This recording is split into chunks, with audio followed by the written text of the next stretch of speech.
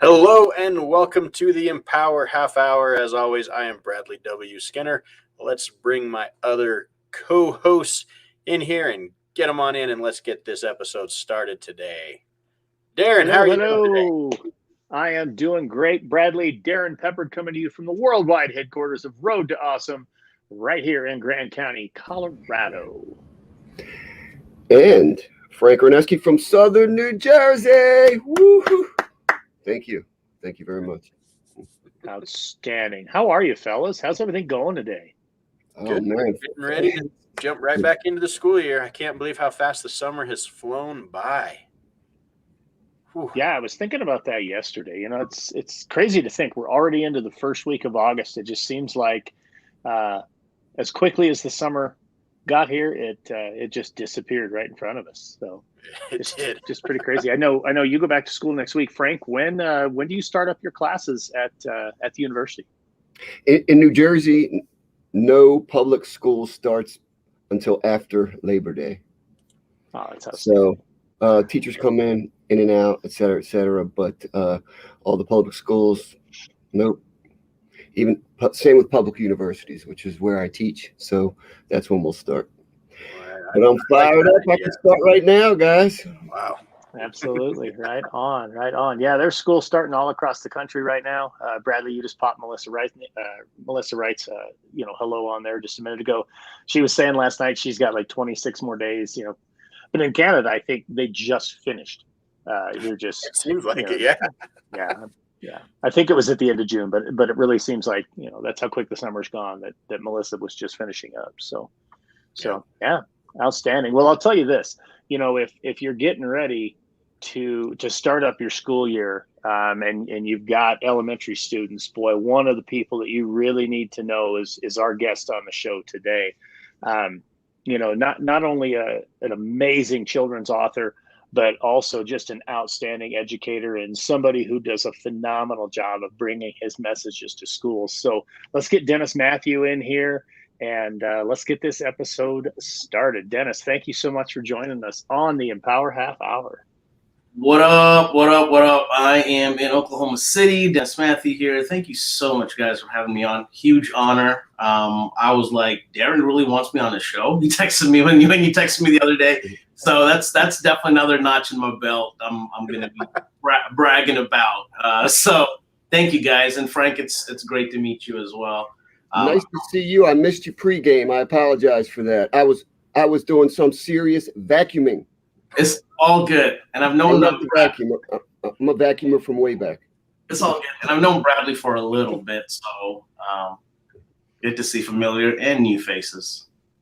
Well, we are certainly excited to have you on here. Now, as Darren mentioned, educator, but also a children's book author. Let's dive into that. Tell us a little bit about how that started. How did you get into being a children's book author, and where did some of these ideas stem from? Yeah, so it all began, the actual moment where I wrote the first words to Bello the Cello was in Boston.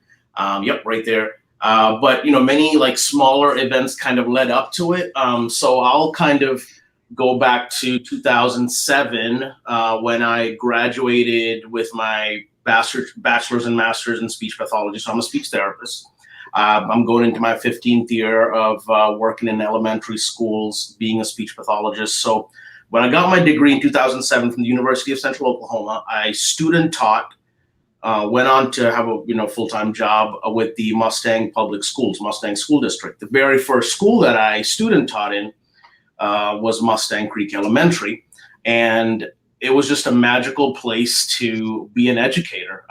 And that working at student teaching and then going on to work at that school full-time is what really inspired me to say, man, if I could, the exact thought I had was if I could bottle up the energy that's in this building into a children's book, I know it would inspire kids. And so that's where it'd be cool to write a children's book kind of thought just occurred.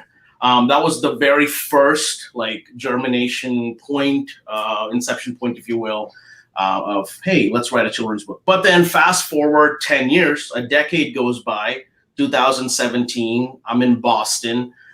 There was a period of 3 to 4 months where I was unemployed, could not find work. And I had never encountered that challenge ever before. I had no struggles with finding work as a speech pathologist. But I had just moved to Boston, completely new culture compared to Oklahoma City. And I kept sending resumes all across, the Boston metro area where we were living, and every school district that I reached out to already had that position filled, and I could not find work. So I've always been this guy that's like driven, and I'm a man of purpose. I like to,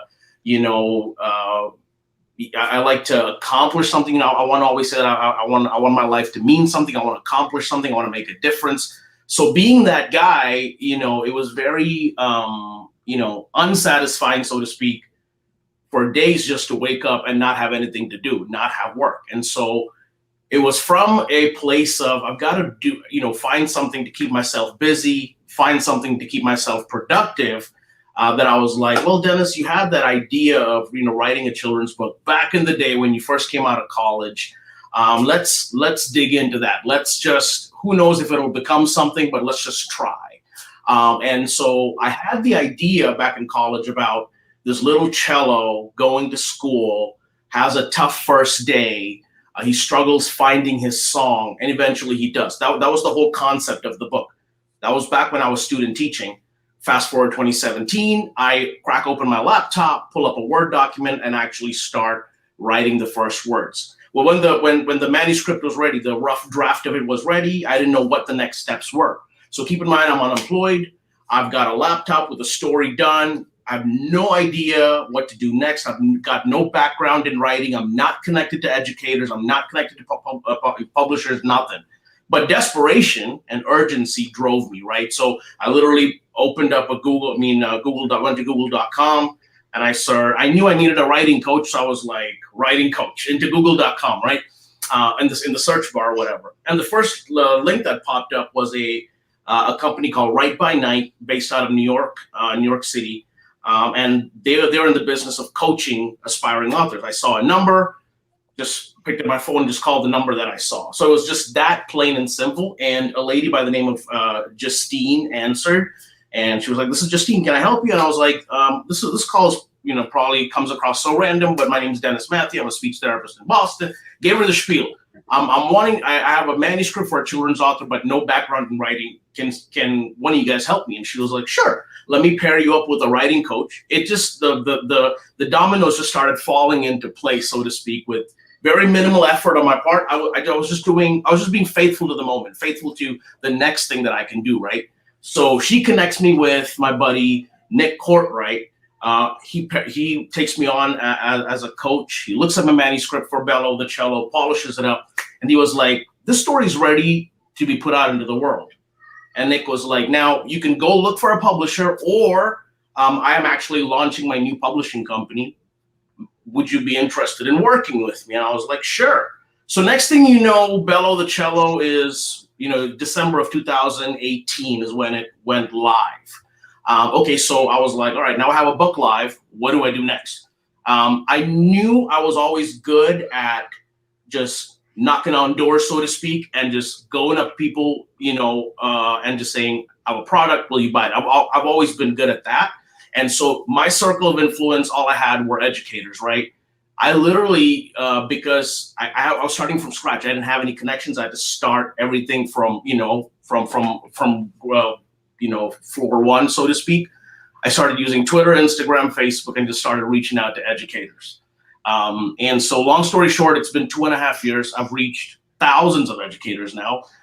No literary agent, no secretary, no assistant making phone calls for me. It's all me, just hustling with text messages, Facebook messages, Twitter messages. Long story short, Bello the Cello, I was doing some math yesterday. I sold over 12,000 copies. I've got 3 books published now by the grace of God. Over 20,000 copies sold in the last 2.5 years. 99% of that directly placed in public schools. That's what I'm most proud of. I know authors, especially being an independent solo act kind of author, I know independent authors like myself are big on pushing it into Barnes & Noble and Amazon, and which is great, which is awesome. I get to proudly say, man, when people ask me, how's your book doing on Amazon? I get to proudly say, man, I don't even pay attention, because my number one client are the public schools in this country.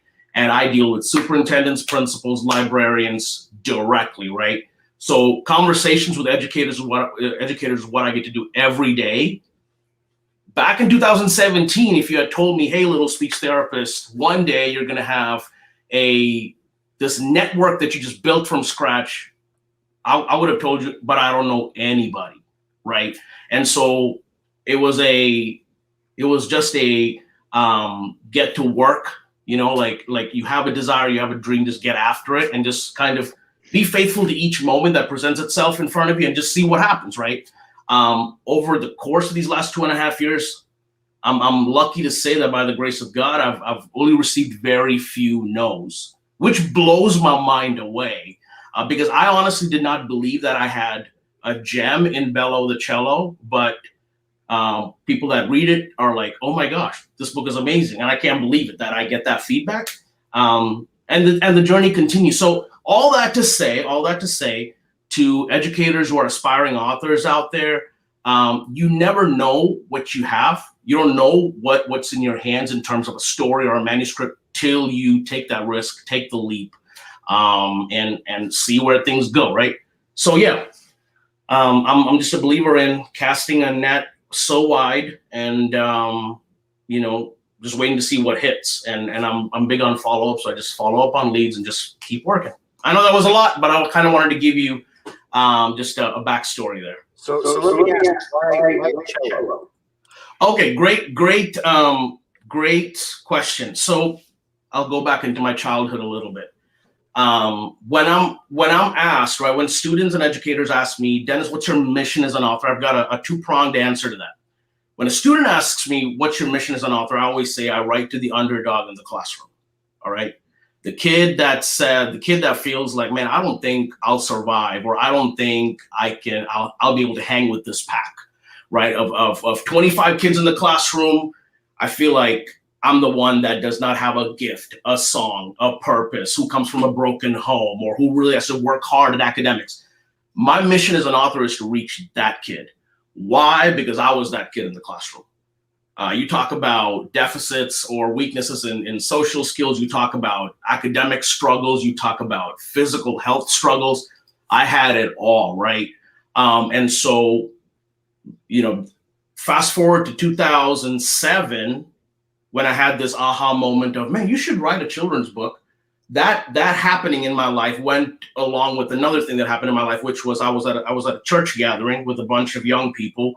And we had this weekly get together where people would just bring their guitars and keyboards. And I have my little djembe that's over here because I love the djembe. So we would all just get together into a house and just jam out, right? Church songs or whatever. This kept going. And it was just a consistent thing that I would go to every week. This one week, this girl walked in and she had a big old case, right? So keep in mind, I came to the US in 2000. So as I came as an international foreign exchange student. So, in 2000, 2007, there's so much of American culture that I'm just learning for the very first time. Did not know what a cello is in 2007. No idea, right? Keep in mind that I'm having this thought process going on about what is my book going to be about? I know I want to write a children's book. What is it going to be about? Then keep in mind also that I struggled as a student growing up. My childhood was tough, right? I struggled to find my place. In walks in this girl in 2007 with this big old case. I knew it kind of looked like a guitar case, but could not be a guitar case because this thing was huge. She popped it open and she pulled out this massive thing and a bow and started playing. So keep in mind, guitars are jamming, pianos are going. I've got the djembe, so there's a certain vibe in the room. When she started playing, it was like the tone, the smoothness, the depth of the cello just cut through the room. It was like the atmosphere just changed as she was playing, and that was my aha moment. Like, oh my gosh, like I had never heard of a cello. I had been to plenty of concerts. I'd never seen a cello on a stage before. Keyboards, yes. Drums, yes. popular instruments. So I realized, man, the cello is an instrument that's not very popular. Ding, ding, ding, connected with childhood Dennis, right? But yet when the cello started to do its thing, it was like the room just like noticed its presence. So I started making a connection between the uniqueness of the cello and my journey as a human being, as someone who struggled to find my place, eventually, going on to decide that I wanted to be a speech therapist. That was just part one of my song, part one of my purpose. So, and then later on, fast forward a decade, I also realized I'm a children's author, right? So I feel like Bello's journey in Bello the Cello is also my journey, and it's still unpacking itself. It's still unraveling, right? Revealing itself, so to speak. So that's where I had my confluence or coming together of multiple desires and ideas.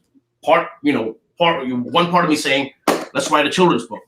Another part of me saying, oh, it should be about a cello because a cello so much, it reminds me of me. So, and then I remember my aha moment. I'm on a plane with my wife where we're going somewhere, and I had this moment like, oh my gosh, why not place this cello in a classroom at a school? The idea that he is a student struggling with his first day. So that's where the idea for writing Bello the Cello came together. It's just a multiple little things coming together and making a perfect mesh, if you will. Awesome. I love it. I feel like I'm just talking a whole lot. I can talk a lot, and I can talk my hands. Stop. Yeah, Love it. just interrupt me. Interrupt me anytime. Question. Yes. Have you ever seen The School of Rock movie? No, I've not. I want to. You have to see it. Jack Black. It's I can go on and on about that, but just to cut to the chase, one of my favorite lines or conversations in the movie is when Jack Black goes to see his classroom play in the band, and they're all playing traditional instruments, and he asks one of his students, "What's that thing? What's that thing you play?" She goes, "Cello," and he goes, "Cello." That's all I got, but I mean, it was funny when you hear it in the movie. School of Rock is definitely on my to-do get to movies. And something you touched on, Frank, like I resonated with. Diversity is big for me when I write books. I've always known in a room of 100 people, I've always seen myself as I don't know if this is the right word to use, but as a misfit, as someone who is unlikely. Like I've always kind of maybe it's something I put on myself. I've always struggled to fit in, right?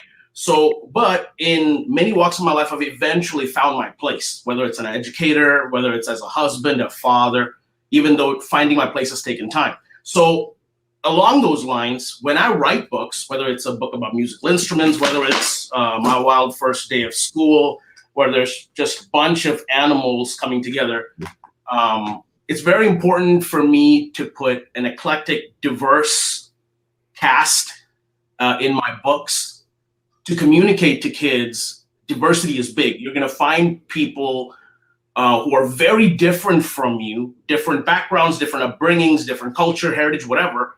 And, you're going to like create a beautiful tapestry by doing life with people who are not like you. Like, so that diversity message is big in my books, especially because I was born in the UAE, did my high school in India. I've been to Haiti, been to Kenya, been to Mexico, Canada. Like diversity and seeing beauty in people from all backgrounds is just big to me. So I definitely bring that into my books. So the fact that you said, Frank, that, I think you were talking about the cello now being a traditional instrument that's part of a rock scenario, that really appealed to me because that's what my message is. Diversity is big, right? So we talked about Bello the Cello, Wild First Day of School, but now you have a new book out as well. Tell us a little bit about this one, How Grizzly Found Gratitude. So this also, again, surprise, surprise, the Grizzly is Mr. Matthew. Like, so the Grizzly in the story is Dennis Matthew. And I have that conversation with students. Who do you think the Grizzly represents to Mr. Matthew. And, you know, students will say, is it you, Mr. Matthew? Just like Bello, the cello, is representative of you? And I'll say yes. And the reason why the Grizzly is symbolic of me is because during my years in Boston, like dealing with that transition, moving from being in Oklahoma for 15 plus years, and then having to uproot, you know, myself and just like transplant at the age of, you know, 30, whatever, having to start over, right? That was tough for a 32, 33-year-old man. And I had to intentionally work on being grateful for the things that were working for me. An amazing wife, a close group of friends that got around me to get me through that tough season of life. And I kind of stood back and I thought, okay, can gratitude help us get through tough seasons? So that's where the idea for How Grizzly Found Gratitude came along. And hi, Ms. Jackson, I see you. So How Grizzly Found Gratitude's all about, can individuals overcome hardship with gratitude? Not find an absolute cure, but can gratitude make the journey easier? That's what How Grizzly Found Gratitude's all about. It's fantastic. Love it. I just love that. So Dennis, I guess I'm kind of curious. You know, we're already steamrolling through this half hour, and before we get to how folks, you know, principals and teachers and librarians and superintendents can bring you into their schools to share all three of these incredible messages, I'm curious. You've touched on a little bit, but what advice would you have for those who are maybe in a similar place? I mean, in Bradley's case, my case, and in Frank's case, I mean, obviously we're authors as well, and we've been through that writing journey. I work with a lot of authors. What would you tell aspiring authors? What's maybe one or two pieces of advice that you would have for them? Yeah, I would say start now. Start now. Like, I think a lot of authors, and I think I've told this to Bradley before too, and I think a lot of authors wait for this perfect idea to come together cerebrally. And like, you know, once I've had the perfect characters, the right context, the right plot, they wait for this finished product and come together in their mind to then start after that. I always tell students and aspiring authors, start with whatever you have right now before you forget that idea or before that idea grows cold on you. I can tell you I've been a victim of, you know, let me write once this idea has become perfect. And then maybe a month later, when I look back on that idea, I've just lost the kind of connection that I had with the concept. And you don't want to do that. You don't want a concept to grow cold on you. When you feel like you really like an idea, I would say just sit down and put a few thoughts down. I tell aspiring authors, at least put a sentence down, at least a sentence. It's better than just not doing anything.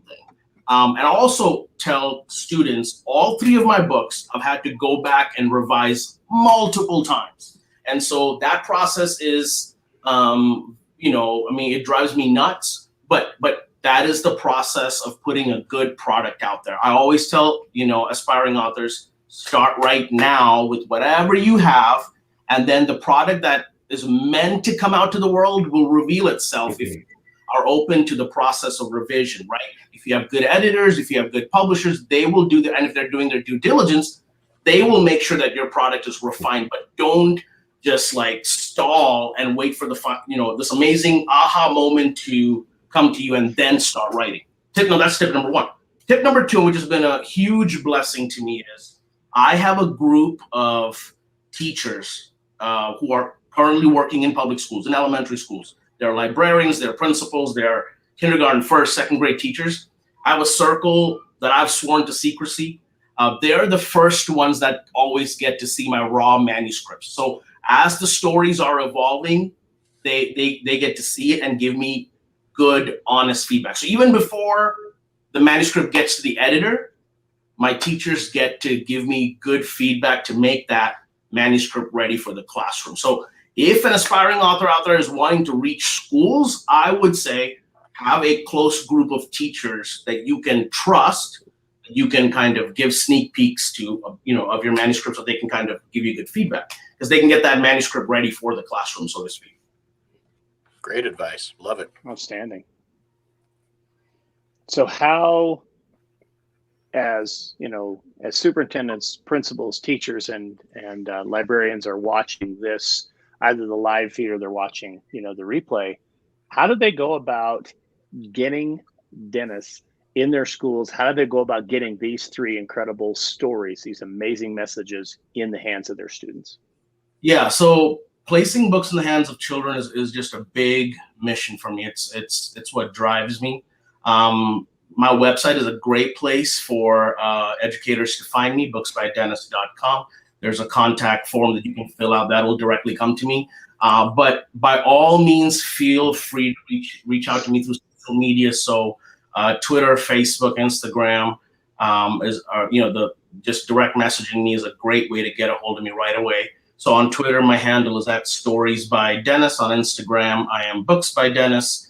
And then on Facebook, if you're friends with any of these guys, Bradley, Frank, or Darren, you can find me and directly message me. But yeah, I want to connect with more schools. In the last 2.5 years, I think I've connected with around 120 schools. And Bello has been presented to some 70,000 plus kids. Not just here in the U.S., but I've just been extremely honored to even present to kiddos around the world: Mexico, India, the UK, Africa. Working on Trinidad, got an educator in Trinidad that I've reached out to. So yeah, I want to connect with as many educators and schools as possible. Wonderful. Oh, that's so good. Well, you know what that means? It's time for our final thoughts, which I guess that means that I get to kick things off. Dennis, your advice on that revision process is fantastic. I think that also is a great message for educators in the classroom. I think too often we get this closed door educator approach where I'm going to teach what I teach. I don't need anybody else in here. I think we miss out on a great opportunity. You get a better product in writing when you have that revision process. I think you get a better product in your teaching when you have a revision process. Being able to have other people see your teaching, bringing fellow educators into your room and letting them see what you do and getting that advice, getting those suggestions of how you can improve it, and allowing them to take great things from you and use it in their rooms is such a beneficial process. And it's going to help our students. It lets us become better teachers. Yes, it does require some vulnerability. We have to be willing to let it happen. But again, I really believe that it's a wonderful opportunity that we can take advantage of. So revision in your writing as well as in your teaching, try it. Dennis, the next time you're in the Philadelphia, South Jersey area, you and I are going to the zoo to write books. I was just at the Philadelphia Zoo. There are 3 zoos within driving distance within an hour of my house. And I was at the Philadelphia Zoo with my family last week, and all I could do is not take my eyes off the giraffe, because one of my favorite books is Giraffes Can't Dance. And when you were talking about your books, it reminded me a little bit of the message. So you let me know when you're in the area. We are definitely going to hook up. I hope to see you down here. And don't forget about this Codebreaker Summer Camp. Next week, we'll be doing our show from there next Thursday instead of Wednesday. Peace and love. Always win. My final thoughts, a phrase that's been on my mind these last couple of days is impart to impact. Impart to impact. And to impart means to give a part of yourself, to give of you. And I feel like educators, we're not just in the business of dispensing information. We're not just informers. We are imparters. We don't just give, information on math and English and ELA, whatever. We don't just inform, we impart.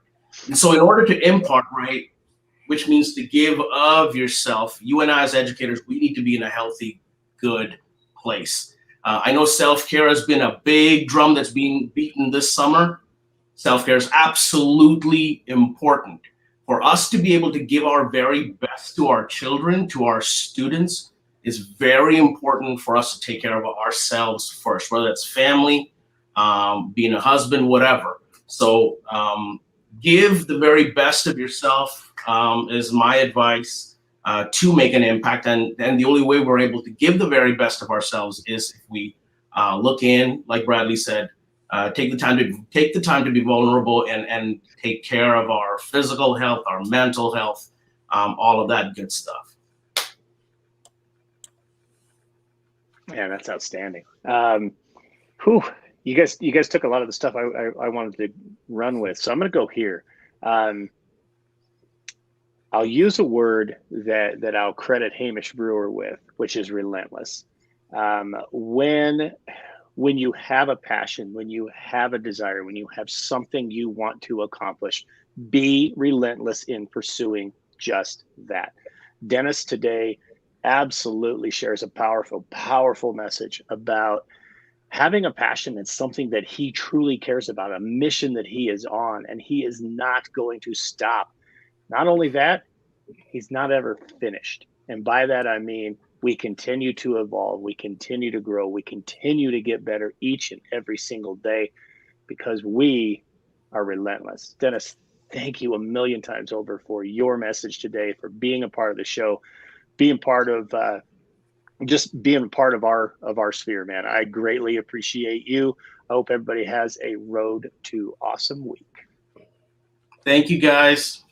Absolutely. Thank you so much. We'll see you next week on our special, or is it next week? Yeah, it is next week is our. Yeah, next Thursday. Wow. Okay. So we will see you on a new time on Thursday.